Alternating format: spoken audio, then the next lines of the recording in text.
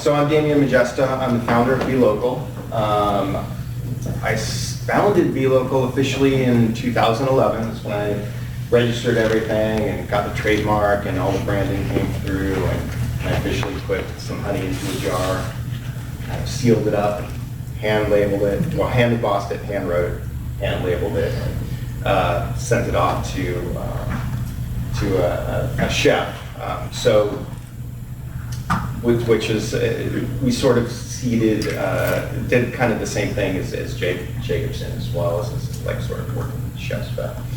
So I really started beekeeping in 2008 after my neighbor said, we were talking and he said, hey, I'm getting a beehive. And I said, wow, that's really, really cool. I've always wanted to keep bees.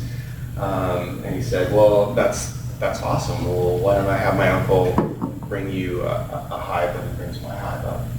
I'm like, that's really great. That's going to be really cool. And why have I always wanted to keep bees? I don't know. It just seemed like something really fun and interesting to do.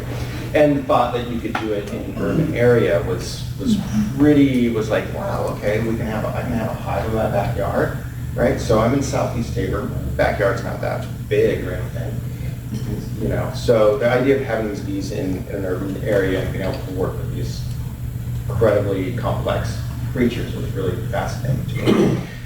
A week later, his uncle shows up in this white van and pulls out this beehive, and we go into my backyard and we set it on its stand and we open them up, because you have to have them sealed up obviously when you're moving them, and they just came pouring out and just started doing the orientation flights and flying, and I just fell in love with them. I began watching what they were doing, watching their behaviors, and reading everything I could possibly find on them. As the season progressed, bees will do this thing called swarming. So it's a natural split of the hive. And when they do that, you end up with another hive, right? So now I have 2 hives in my backyard. Well, this happened again. So now I have 3 hives in my backyard. It's a little much. And so I was talking to another friend of mine. So I'm in Southeast Tabor. My other friend was in the Brooklyn neighborhood. And I said, I've got 3 hives. I don't really want 3 hives in my backyard. It's a little much, but I don't want to give this hive away because I want as many hives as I can possibly have, because that's what I want. And he said, well, why don't you put it in my backyard? That way, you know, and you can just maintain it. And I'm like, that's brilliant. That's a great way for me to expand my apiaries, right? And be able to produce a little bit more honey. And at the end of the season, I harvested from my backyard, and I harvested, which is in Southeast Tabor, of course, which I've said many times, and the Brooklyn neighborhood. And as I was harvesting, I noticed that the colors of the honey were completely different. And I tasted them, and I noticed that the honey tasted completely differently, right? And I was sort of taken aback, and it took me a while to figure out why that was happening. And then it dawned on me, bees will range within a 1 or 2 mile radius of their hive, you know, sometimes more, sometimes less. So if the flowers and the forage are different in those areas, the honey is going to be completely different.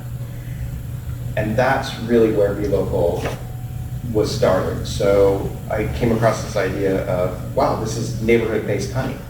So now you have this honey that's specific to these neighborhoods. And I started thinking, well, I need to see if this really plays out, or if this is in my head. So the next season I placed more hives in different neighborhoods, and it played out.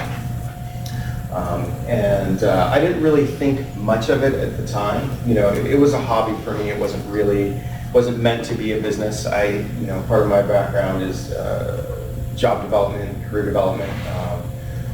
I worked at PCC, I worked at Central City Concern, I worked at the Art Institute of Seattle, the Art Institute of San Francisco. Prior to that, I had been in the tech industry for a long time. I had started at Amazon in '98. And then prior to that, I cooked in kitchens and then other things like painted houses and whatever else you could do. So at the time, I was working as I was doing job development for people with disabilities. So I'd help them find jobs, and resumes, and that sort of thing, and talk to employers and interface with them, and help kind of give guidance on the job. So I never really expected to transition out of that into beekeeping full time.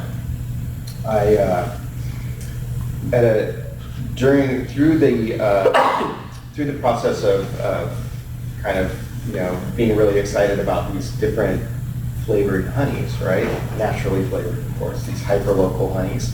I was talking to my coworker at the company I've been working at, and she was like, "Oh, what do you do in your spare time?" I'm like, "Oh, I keep bees, and and I have, and I was telling her how the honey was different from each neighborhood. Well, that night she went home and talked to her husband about it.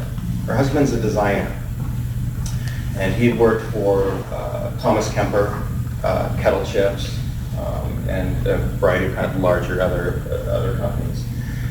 And the next day she's like, "My husband wants to talk to you about what you're doing." And I'm like, "Why would he want to do that?"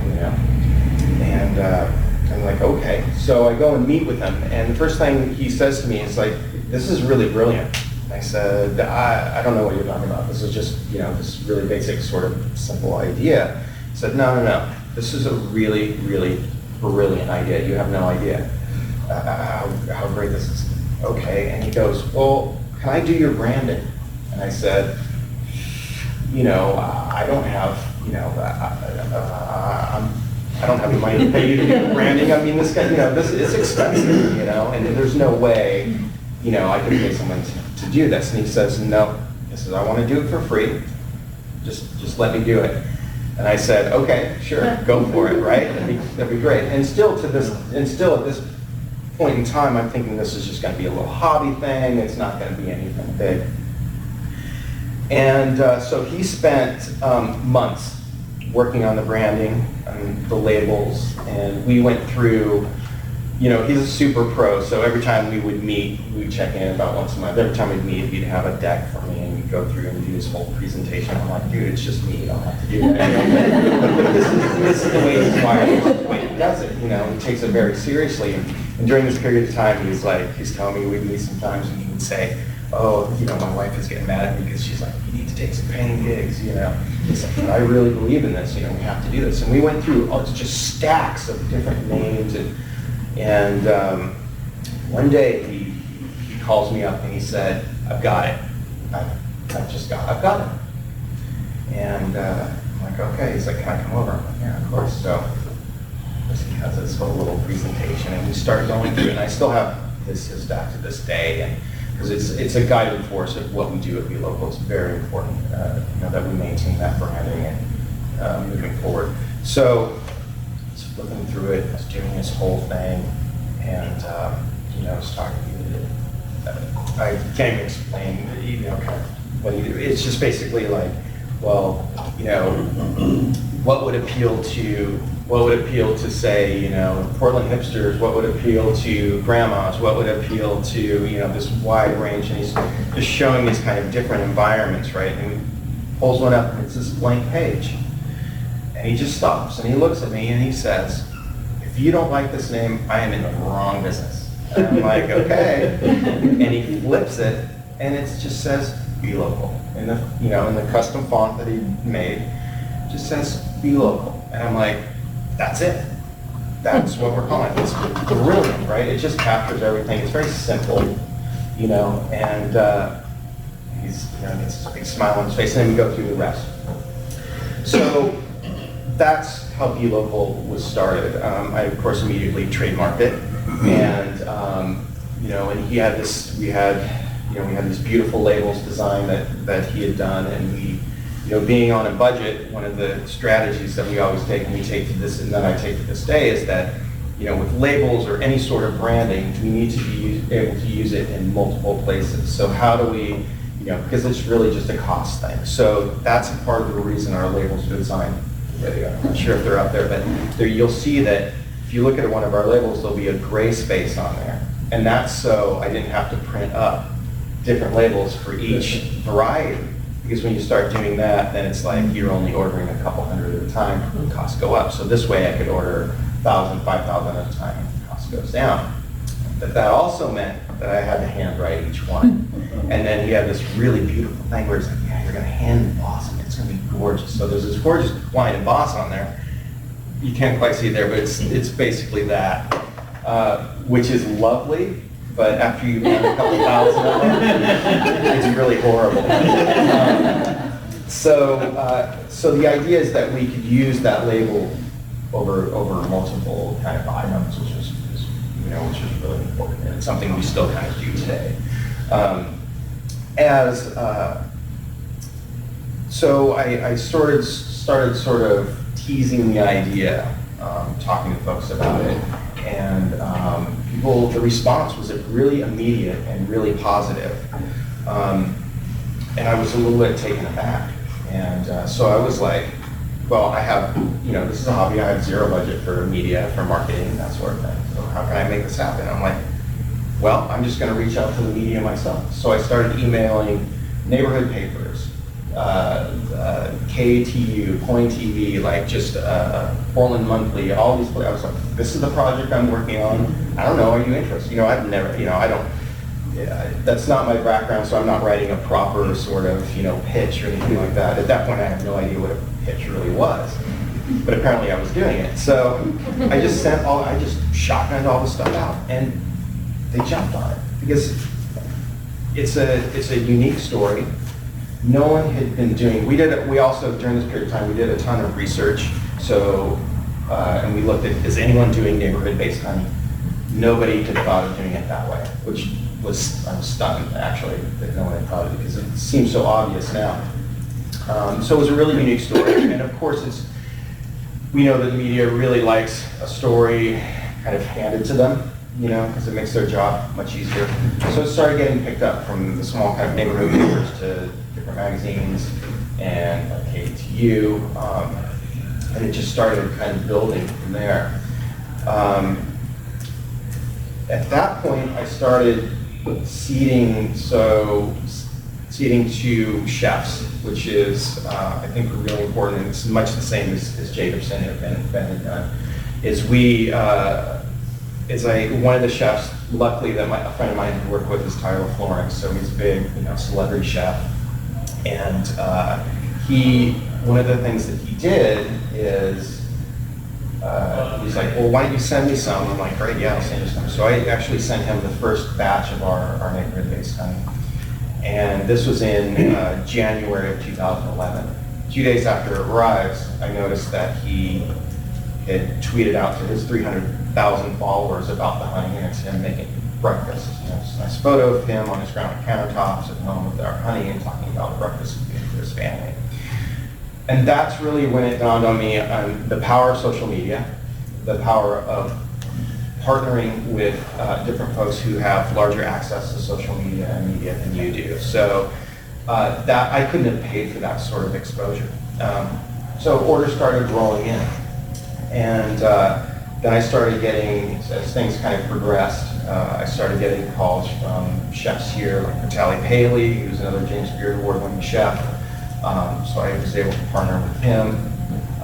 And then it started kind of coming together. How can I harness, leverage kind of our brand and these other brands, and how can when I do that, I gain access to their PR, media, and marketing. One of the largest examples of that is how we work with the Provenance hotels here in Portland. So they have Lucia, they have the Deluxe, they have the Sentinel. So we have a rooftop hive program. So we have hives on top of their rooftops. And they got behind it, and they, of course, have a giant budget. I have a budget of this much. But the result was that we were able to capture their media muscle and their PR muscle to promote our brand. And the results were extraordinary. We did, once again, we did more TV spots, we did tons of magazine stuff, and that sort of thing. So those partnerships and that kind of, and capturing and working with select folks, and it has to be brand appropriate, like we're not just gonna work with anybody, but utilizing that was really important to our growth. And then, of course, the collaborations that we do.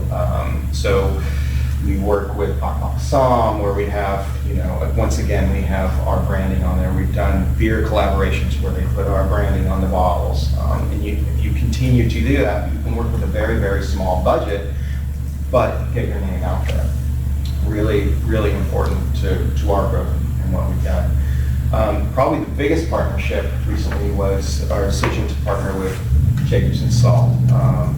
Ben and I watched our companies grow because we started them about the same time. We both have mutual respect for each other, and it came to a point to where I was getting overwhelmed, and I needed a good, strong team, and our demographic was the same, and our commitment to quality was the same. So we decided to partner up. And the result of that is Be Local itself has grown over 1,000% in the past year. We're now national and international. It was the best move. And we have access to, Matthew, who does extraordinary work, and his team. So now I have a sales team. I have, distribution. I have, a CFO. I have, just access to this extraordinary team. So, really looking for these opportunities has been extremely important into our growth and what we've done. And we couldn't have, going with having zero budget to where we are now is pretty crazy. And that's all done with pure force of will and recognizing good partnerships and what's brand appropriate and working with the right people and seeding your project and our product. And when I say seeding, that's working with the chefs because they're really the core of our customers and they understand what we do. They got it right away, so it's really important. So now, like Ben, we work with, Gabe Rucker at Lickbridge. We work with Naomi Pomeroy of East. We work with, just a wide variety of Portland chefs and then more national chefs as well. So we're up and down the West Coast now. We're kind of in the Southwest and the Midwest. We're over on the East Coast. We're exporting to Japan, and we expect huge growth this coming season, the holiday season. So it's gotten me a little bit scared. We have a lot of work to do, and we're going to get hammered, but we're going to do it. So really, the point is recognizing what those correct partnerships are, taking advantage of them, getting your story out there, and being collaborative, which is something that is really unique, I think, to Portland. People really, if you have a good idea, will really get on board and will help you out. And that's something that's very special to our area. You don't see everywhere. I think that's about it. Wonderful. Yeah, thank you.